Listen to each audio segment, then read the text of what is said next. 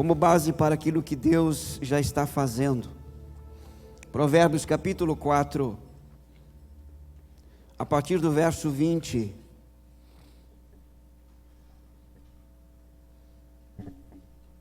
Provérbios capítulo 4, a partir do verso 20, até o verso 27, o texto sagrado nos diz o seguinte, Provérbios capítulo 4, do 20 ao 27, você encontrou? Olha como começa o texto. Essa expressão era comum do discipulador se dirigir ao seu discípulo. Mas entendendo que provérbios foram inspirados pelo Espírito de Deus, Deus aqui está falando com os seus filhos. Filho meu, atenta para as minhas palavras, e aos meus ensinos inclina os ouvidos. Não os deixes apartar-se dos teus olhos, guarda-os no mais íntimo do teu coração, porque são vida para quem os acha e saúde para o seu corpo. Sobre tudo o que se deve guardar, guarda o coração, porque dele procedem as fontes da vida. Desvia de ti a falsidade da boca, e afasta de ti a perversidade dos lábios. Os teus olhos olhem direto, e as tuas pálpebras diretamente ou diretamente diante de ti. Pondera a vereda de teus pés, e todos os teus caminhos sejam retos. Não declines nem para a direita, nem para a esquerda. Retira o teu pé do mal. Você percebe aqui que ele fala sobre vários membros que exteriorizam ações que partem de um coração e que revelam o seu estado. O versículo que nós vamos ter como base aqui, e nós vamos caminhar em outros tantos versículos, e se você está com pressa, você veio no lugar certo, mas com a disposição errada. Porque eu vou ler todos os versículos que tenho para ler nesta noite. Não sei se vou comentá-los. Se eu comentar cada um deles, você não vai sair tão cedo. Você está rindo, mas é verdade. O texto diz sobre tudo o que se deve guardar. Eu vou ler para você dois comentários. O primeiro dele é o comentário de John Wesley acerca deste versículo. E o comentário diz assim: as palavras que falamos, a direção em que nós olhamos, os caminhos em que andamos são a expressão dos pensamentos de nossa mente e da abundância do coração. Aqui nós temos uma expressão única de interioridade da religião, com sua grande ênfase na conduta e ética adequada. O homem sábio também enfatiza o fato de que apenas quando o coração está certo, irá seus atos ser verdadeiramente direito. Estranhamente, o judaísmo e até mesmo alguns cristãos se esqueceram de que a salvação, afinal de contas, não é uma questão de viver de acordo com um código de ética, é uma questão de coração. Depois que o coração está bem com Deus, boa conduta flui de suas fontes mais profundas. Um código de ética puramente externa em breve será cancelado pelo que flui do coração. O poder de falar em linha reta, olhar em linha reta e andar em linha reta vem apenas com o coração que está bem com Deus. O texto sagrado, ora citado, Provérbios 4, 23, ele começa dizendo: sobretudo, acima de tudo, o mais importante, o que vem primeiro, tudo isto, acima de tudo, sobretudo. Se eu e você temos que guardar alguma coisa que nos fora dada, diante de outras tantas coisas, que vem primeiro deve ser guardado o nosso coração. E nós não vamos aqui discorrer acerca do coração na Bíblia, porque nós já sabemos que coração está falando do homem interior, do verdadeiro eu. E guardar aqui é colocar sob vigilância, é proteger, é observar, é vigiar, é atentar para o seu estado, para a sua condição, e levar em consideração o fato de que me foi dada a responsabilidade de guardar o meu coração, e esta responsabilidade não me foi dada pelos homens, não me foi dada pelos anjos, mas o texto sagrado inspirado pelo Espírito de Deus está diretamente nos mostrando claramente que esta ordem vem do alto. A ordem do doador e sustentador de toda a vida, o Senhor está nos ordenando que eu e você somos responsáveis para guardar o nosso homem interior. Mas não somente isto, acima de tudo, diz o texto sagrado, eu devo guardar o meu coração verdadeiro eu. Por quê? Qual razão? O texto diz que procedem as fontes da vida, isto é, a ideia aqui é de fronteira, de limite, de extremidade, entre outras palavras, divisor de águas. O autor está dizendo o seguinte, inspirado pelo Espírito de Deus: à medida que nós vamos caminhando, tomando decisões e fazendo escolhas a partir do estado do nosso coração, nós estamos indo em direção a um divisor de águas, a uma mudança de situação, de circunstância, de estado, de condição espiritual, emocional e física. Relacionamentos são transformados, tanto para o bem quanto para o mal, dependendo do estado do nosso coração. Ele vai nos colocar em lugares bons ou ruins, dependendo do seu estado e da sua condição. Tal a importância dada ao coração, que somente no livro de Provérbios, o texto sagrado se refere ao coração pelo menos 100 vezes. No livro de Salmos, a mesma coisa. Porque está falando da realidade do ser, e por isso nós precisamos atentar, como a palavra de Deus nos ordena e nos orienta. Mas a pergunta é: como que eu faço isso? Ora, Deus não é incoerente de nos dar um mandamento, uma ordenança, e ao mesmo tempo não nos capacitar para fazê-lo.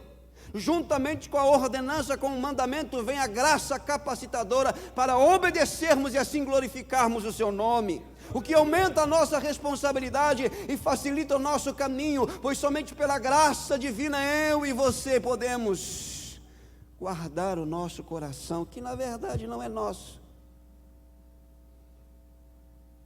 é dele, ou pelo menos deveria ser na sua totalidade, tanto por nascimento como por redenção.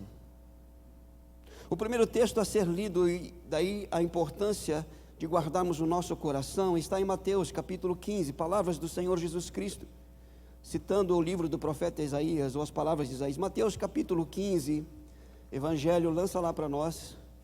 Mateus capítulo 15, texto é conhecido, e nos diz assim, versículos 14, não é 14, é versículo 7, Mateus 15, versículos 7 a 9, nos diz assim, Jesus respondendo: hipócritas, bem profetizou Isaías a vosso respeito, dizendo: este povo honra-me com os lábios, mas o seu coração está longe de mim, em vão me adoram, ensinando doutrinas que são preceitos de homens. Por que eu devo guardar o meu coração? Porque eu tenho que entender que ele pode ser falso na adoração para com Deus, ele pode não ser verdadeiro, embora os outros olhem e para os outros pareça ser verdadeiro, e eu tento dizer para mim mesmo que é verdadeiro, mas quando na verdade colocado diante da luz da presença do Senhor, ele pode ser falso. E aqui Jesus está dizendo o seguinte: olha, este povo, que era uma das denúncias mais constantes através dos profetas no Antigo Testamento, o povo no ritual, na liturgia, sabia tudo de adoração, de culto, mas era um culto vazio, destituído do coração, porque o povo com os seus lábios, com a sua língua louvava, adorava, exaltava o nome do Senhor, e quem ouvia os louvores, os cânticos, a adoração sendo entoada, sendo ministrada, então se encantava. Mas quando Deus olhava para boa parte do povo, ele tinha uma visão plena e clara de que a maioria daquele povo estava ali no automático, cultuando, adorando, e os seus lábios estavam perto daquilo que fora citado e memorizado pela mente, mas o seu coração estava longe da fonte da verdadeira adoração coração que é Deus, este povo me louva com seus lábios, mas o seu coração, o seu interior, a realidade do seu ser, o seu eu verdadeiro, está longe de mim. Nosso coração pode nos colocar perto dos mandamentos, rituais, cerimônias e liturgias instituídas pelo próprio Deus, e assim mesmo nos manter distante dele. Por isso que eu e você precisamos guardar o nosso coração. O segundo texto, não menos importante, está lá em Hebreus. Carta aos Hebreus. Hebreus está entre Mateus e Apocalipse, para facilitar para você. Hebreus capítulo 4, versículos 7 e 8. Hebreus 3. Hebreus 3, 7 e 8. Assim, pois, como diz o Espírito Santo, hoje, se ouvirdes a sua voz, não endureçais o vosso coração, como foi na provocação, no dia da tentação no deserto. Por que eu tenho que guardar o meu coração? Por que você tem que guardar o seu coração? Porque eu posso endurecê-lo. Dureza de coração é um caminho construído pelo ato da vontade e pelas decisões contrárias à vontade de Deus. Ninguém endurece o coração da noite para o dia. Assim como o arrependimento é uma resposta do chamado divino para a mudança, a dureza do coração é uma resposta negativa à proposta divina para nós. Ele está falando, e nós estamos ouvindo, ouvindo a voz de Deus, e percebemos e sentimos a sua presença, e Ele está falando, e eu quero te dizer, Deus está falando nesses dias, alcançando nossa mente e nosso coração. E por que Ele está falando? Porque Ele requer de nós uma resposta acerca daquilo que Ele está falando, e essa resposta é o que Ele está falando, vai determinar, ou vai condicionar o estado do nosso coração, se será um coração quebrantado e contrito, ou se será um coração endurecido, embrutecido, totalmente voltado contra Ele. Escute, repito, esse caminho é construído. Eu posso endurecer o meu coração, e o texto sagrado começa dizendo assim: assim, pois, como diz o Espírito Santo, hoje, se ouvirdes a sua voz. Você ouviu a voz de Deus hoje? Não endureçais. É uma decisão, é uma escolha, é um caminho que eu decido. E por isso eu tenho que guardar o meu coração. Mas não somente isso. Vá comigo para o livro do profeta Jeremias. Livro do profeta Jeremias, capítulo 17. Texto conhecidíssimo, nada novo. É a didática divina. Está sentindo bisturi aí ou não? É porque, glória a Deus, ele meu diminuiu. É porque de repente a anestesia deve estar fazendo efeito, né, irmão? Graças a Deus pela anestesia. Jeremias capítulo 17, verso 9. Enganoso é o coração mais do que todas as coisas, e desesperadamente corrupto, em algumas versões, enfermo. E a pergunta é: quem o conhecerá? E alguém diz: pastor, mas eu recebi um coração novo, coração de carne. Pois é, Deus está falando para o seu povo aqui, não está falando para a gente pecadora que não conhece Ele, não. Porque mesmo tendo um coração regenerado, o pecado não foi erradicado das nossas vidas. E é uma grande possibilidade de eu e você sermos enganados pelo nosso homem interior. E por isso que eu tenho que guardar o meu coração, colocá-lo sob vigilância. Ele é enganoso, terrivelmente enfermo, quem o conhecerá? E eu posso perguntar para você, ou você pode perguntar para mim: como que está o teu coração? E eu posso responder: o meu coração está bem, ou o meu coração está mal. Mas independente da resposta, ela tem um conteúdo limitado, muito limitado. O verso 10 responde: quem de fato conhece o nosso coração? Com isso nos mostra a quem nós devemos recorrer para que o nosso coração seja revelado a nós mesmos. Verso 10: eu, o Senhor, esquadrinho, prescruto, examino o coração e provo os pensamentos. e isto para dar a cada um segundo o seu proceder, segundo o fruto das suas ações. Ele conhece, Ele sabe, Ele sonda. Mas mais um texto, Lucas capítulo 6, Evangelho de Lucas, capítulo 6, o texto sagrado nos diz, palavras do Senhor Jesus Cristo, Lucas capítulo 6, verso 45, ele está falando aqui da árvore boa, que dá bom fruto, e da árvore má, que dá mau fruto, mas olha só o verso 45, Lucas 6, 45, o homem bom, do bom tesouro do coração, tira o bem, e o mal, do mau tesouro, tira o mal, porque a boca fala do que está cheio o coração. Em outras palavras, a boca fala segundo o estado e a condição do seu coração. Perceba que a condição do coração depende ou revela a sua natureza na verdade. A árvore boa, ela dá frutos bons e tira do coração coisas boas. Mas a árvore má tira do coração coisas más, porque a sua natureza é má. E o texto é muito claro aqui. E uma das maneiras de nós conhecermos o nosso coração são os assuntos, as palavras que mais ocupam os nossos lábios. O que falamos, de quem falamos, por que falamos, como falamos, revela o estado e a condição do nosso coração. Em algum momento da sua caminhada você já se fez essa pergunta, mas por que eu estou falando toda hora sempre desse mesmo assunto? A resposta é simples, porque ele tomou o seu coração. Aí eu não quero mais falar sobre isso, tire do seu coração, e você não vai falar mais sobre isso.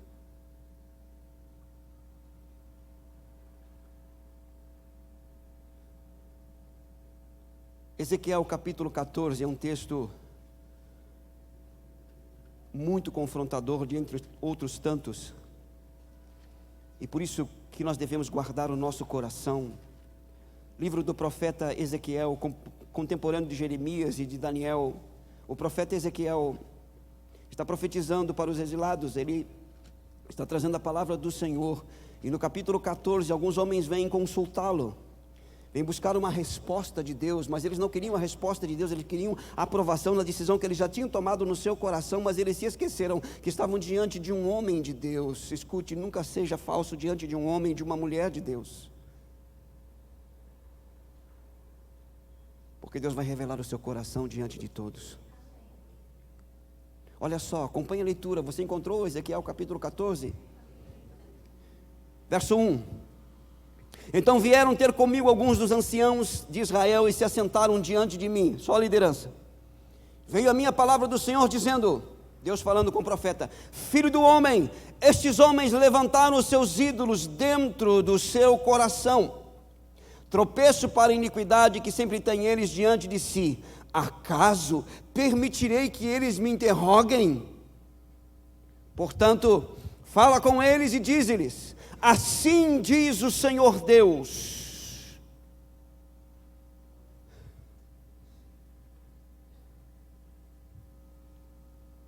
qualquer homem da casa de Israel que levantar os seus ídolos dentro do seu coração e tentar o tropeço para a sua iniquidade, vier ao profeta, eu, o Senhor, vindo ele, lhe responderei segundo a multidão dos seus ídolos,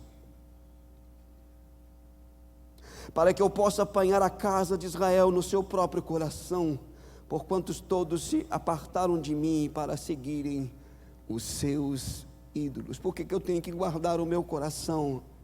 Porque é onde se levantam os ídolos que tentam governar a minha vida.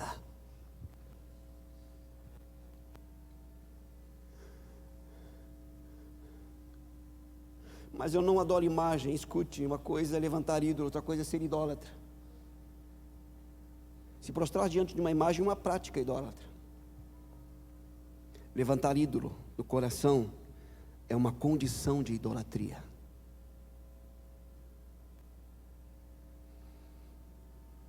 Tudo que me governa que me aprisiona pelas minhas paixões, tomando o lugar de Deus, são ídolos levantados no meu coração. Por isso que eu tenho que guardar o meu coração. Se parasse por aqui, esses textos são por demais negativos, por assim dizer. Mas graças a Deus, que o coração não está somente condicionado à falsidade, à dureza, ao engano, a revelar a natureza ruim, ou levantar ídolos. Livro do profeta Joel, capítulo 2. Livro do profeta Joel, capítulo 2. Joel está entre Gênesis e Malaquias para te ajudar. Livro do profeta Joel, Daniel, Oséias, Joel, capítulo 2, verso 12. Eu espero você. Joel 2, 12, você encontrou? Ainda assim, agora mesmo, diz o Senhor: convertei-vos a mim de todo o vosso coração, e isso com jejuns, com choro e com pranto. Rasgai o vosso coração e não as vossas vestes, e convertei-vos ao Senhor vosso Deus, porque Ele é misericordioso e compassivo, e tardio em irar-se, grande em benignidade, e se arrepende do mal. O coração pode se converter, o coração pode ser rasgado diante de Deus, ele pode se prostrar, ele pode se render, ele pode se voltar ao mínimo toque do Espírito de Deus. Ora, se a dureza é uma decisão diante de uma ministração, diante de uma manifestação da glória do Eterno, ou rasgar o coração, o converter-se ao Senhor também é uma resposta à manifestação divina.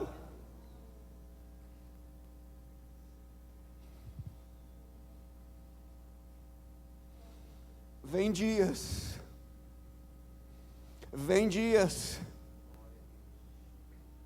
que corações se converterão e se rasgarão diante de mim, diz o Senhor.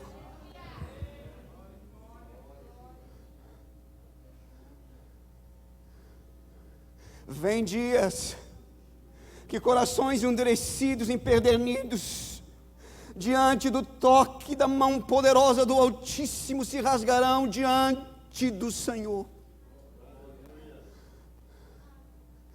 Que o meu e o seu estejam entre estes.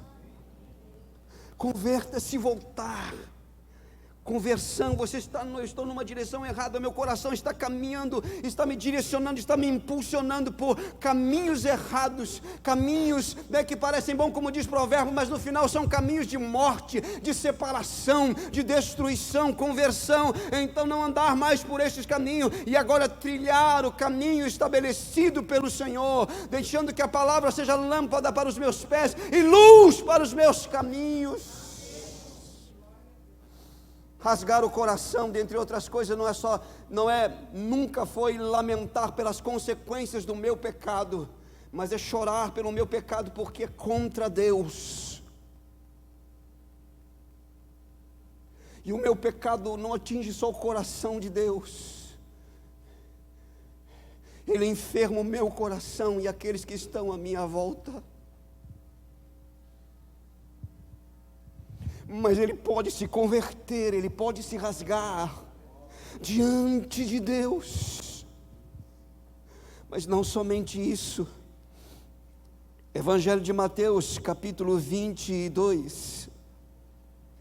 Palavras do Senhor Jesus quando estava sendo interrogado pela religião, ou pela religiosidade. Entenda uma coisa: quando você andar debaixo da graça, no poder do Espírito, sob a luz da palavra de Deus, a religião, através dos religiosos, sempre vão questionar a sua vida, porque sua vida de piedade debaixo da graça, escute isso, condena toda a religiosidade.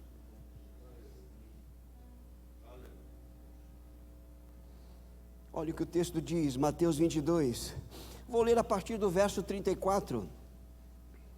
Entretanto, os fariseus, sabendo que ele fizera calar os saduceus, reuniram-se em conselho, e um deles, intérprete da lei, experimentando, lhe perguntou: mestre, qual é o grande mandamento na lei? Respondeu-lhe Jesus: amarás o Senhor teu Deus de todo o teu coração, de toda a tua alma e de todo o teu entendimento. Este é o grande e primeiro mandamento.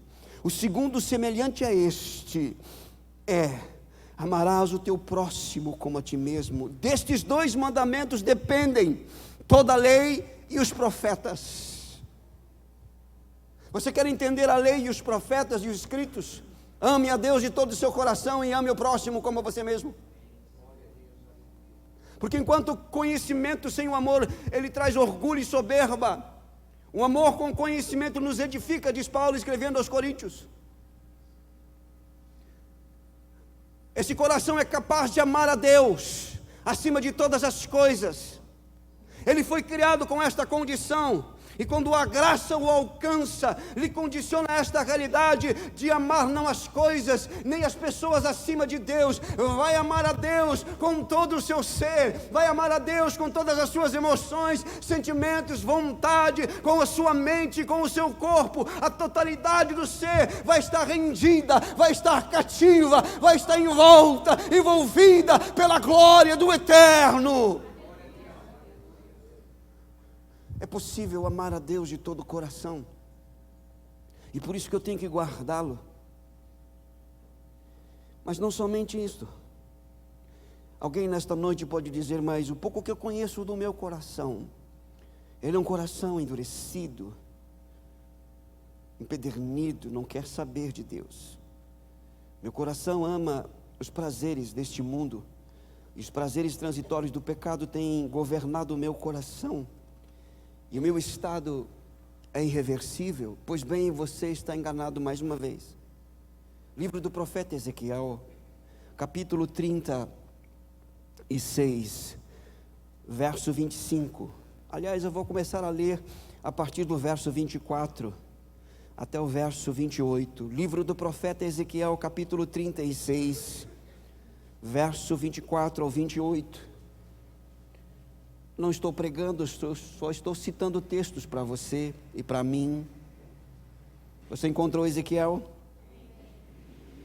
Tomar-vos-ei de entre as nações, e vos congregarei de todos os países, vos trarei para a vossa terra. Então, aspergirei água pura sobre vós, e ficareis limpos ou purificados. De todas as vossas imundícias e todos os vossos ídolos vos purificarei. Dar-vos-ei coração novo, e porei dentro de vós espírito novo. Tirarei de vós o coração de pedra, e vos darei coração de carne. Porei dentre vós o meu espírito, e farei que andeis nos meus estatutos, e guardeis os meus juízos, e os observeis. Habitareis na terra que eu dei a vossos pais. Vós sereis o meu povo, e eu serei o vosso Deus. Ele pode ser transformado, ele pode ser regenerado, ele pode ser santificado, ele pode ser justificado, ele pode ser aperfeiçoado, ele pode ser quebrantado pela ação graciosa de Deus. Por isso que eu tenho que guardá-lo.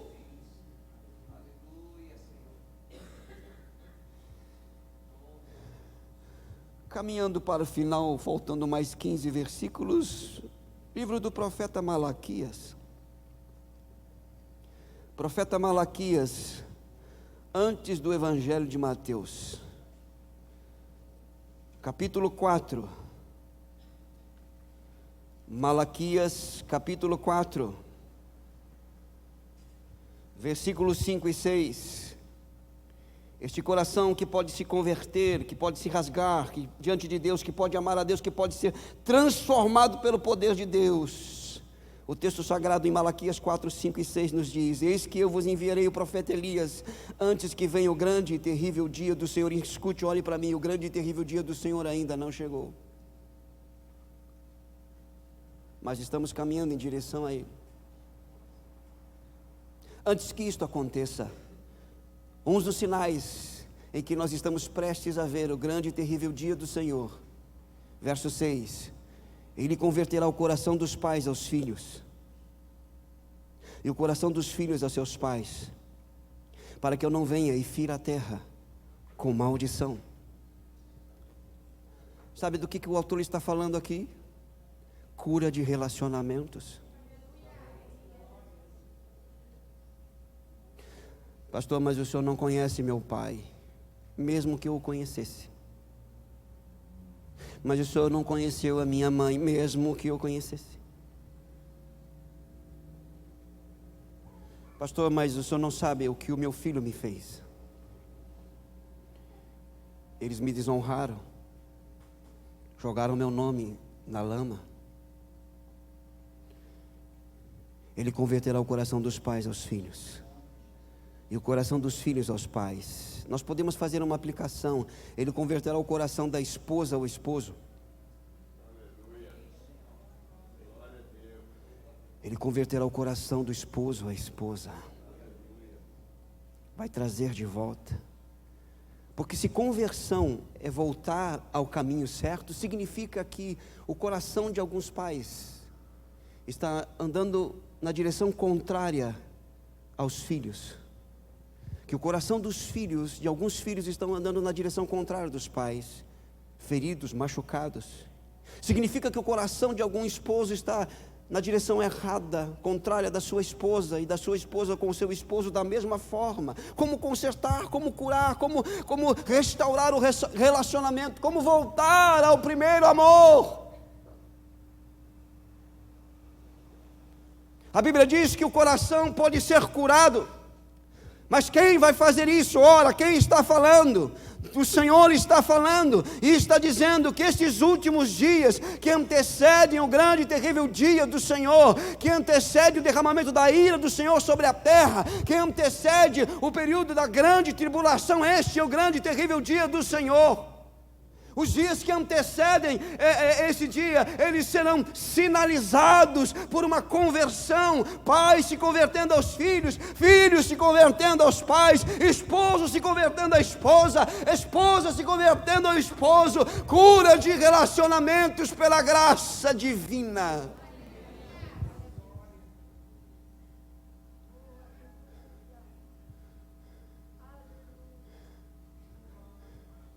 Sabe, às vezes eu, de vez em quando, não fico muito bem com minha esposa. E eu costumo dizer que o problema é ela. E a bem da verdade, 99% é o meu coração, na minha atitude para com ela. E eu tenho que converter o meu coração. Porque eu posso chegar à conclusão de que alguns chegam para nós no gabinete pastoral dizendo: pastor, eu não amo mais a minha esposa, eu não amo mais o meu esposo, eu não amo mais o meu pai, eu não amo mais o meu filho. E na verdade, não é que o amor acabou, porque o amor jamais acaba. O que se desmoronou, o que se desfez foram afeições, devido às circunstâncias de um caminho errado, de decisões erradas, de escolhas erradas. O coração precisa ser curado. E a propósito, como está o seu coração?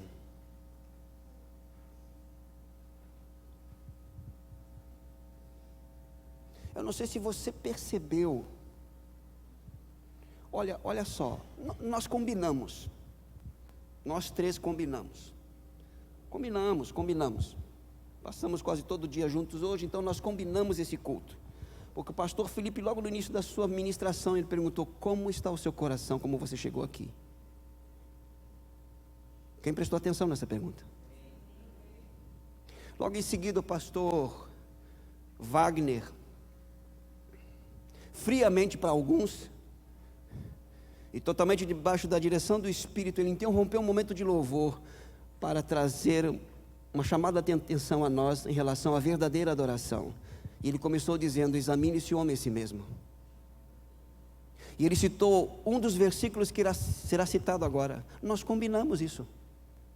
Nós acertamos para você. Talvez assim, não, mas é do Espírito de Deus. Como diz a minha esposa, eu estou sendo sarcástico. E talvez o seu coração esteja se fechando por isso, mas deixa eu abrir o seu coração. Nós não combinamos.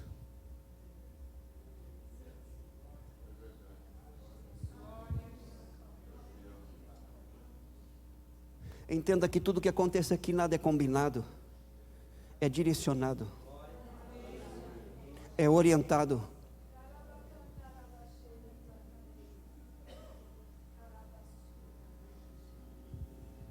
Sabe que Deus me mostra agora, e poucas vezes na minha caminhada, na minha trajetória cristã eu tive visões. Mas Deus me mostra nesta noite corações despedaçados.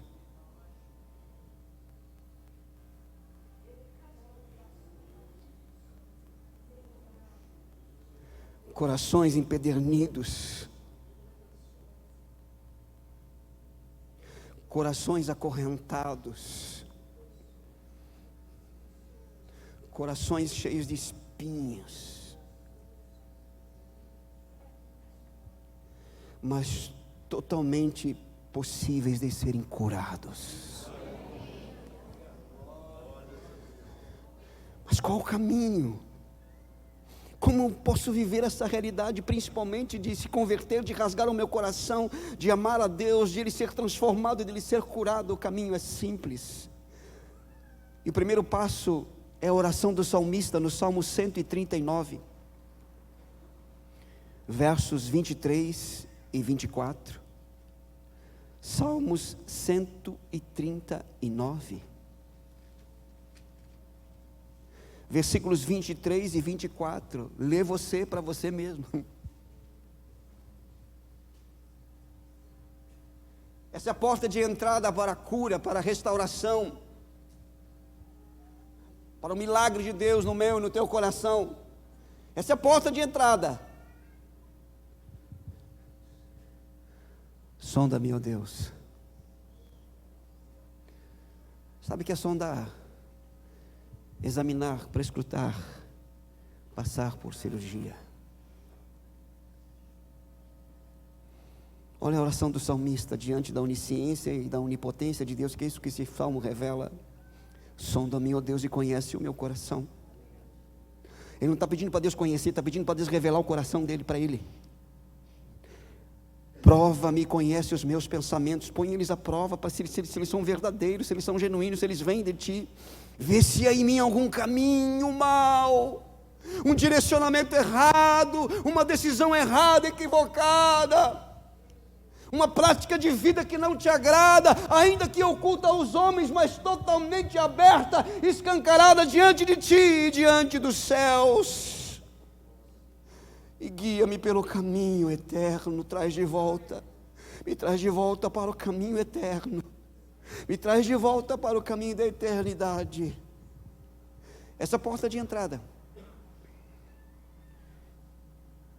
Mas qual o segundo e definitivo passo?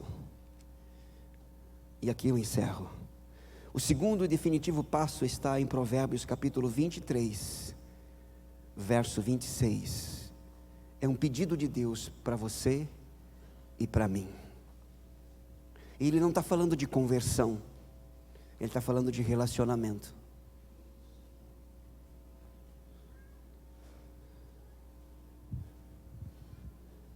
Provérbios 23, 26.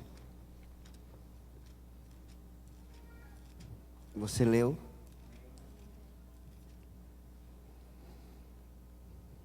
Dá-me, filho meu, o teu coração, e os teus olhos se agradem dos meus caminhos. Em outras palavras, remova todos os ídolos. E a única maneira de eu e você remover todos os ídolos do nosso coração é decidirmos termos todo o nosso prazer única e suficientemente nele. Pastor, mas eu já entreguei a minha vida para Jesus. Mas não é isso que o texto está falando. Ele não está falando de conversão, porque o texto começa dizendo: dá-me, filho meu. Se você é filho, você já se converteu. Ele está pedindo de volta o governo, o direcionar, o orientar, porque a única maneira de nós guardarmos o nosso coração é mantê-lo sobre o senhorio dele.